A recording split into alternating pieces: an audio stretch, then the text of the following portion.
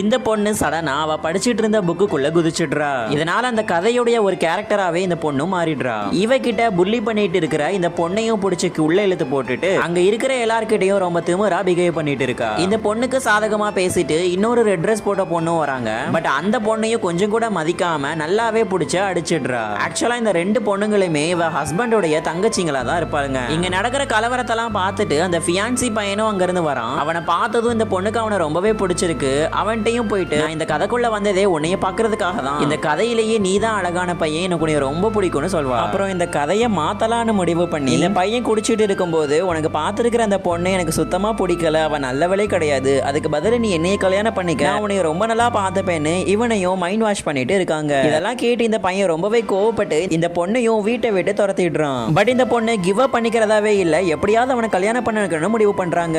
அதனாலேயே மறுநாள்ல இருந்து இவனுக்கு பிடிச்ச டிஷஸ் எல்லாத்தையும் செஞ்சு கொண்டு வந்து ஆபீஸ்லயும் கொடுக்குறாங்க. அதுக்கப்புறம் இந்த பொண்ணு இந்த பையன் கிட்டே வந்துட்டு இனிமே நான் அந்த மாதிரி நான்சென்ஸ் எல்லாம் எதுவும் பேச மாட்டேன், ப்ளீஸ் என்னைய மறுபடியும் இங்க இருந்து துரத்திடாதீங்க அப்படின்னு வந்து கேட்டுட்டு இருக்கா.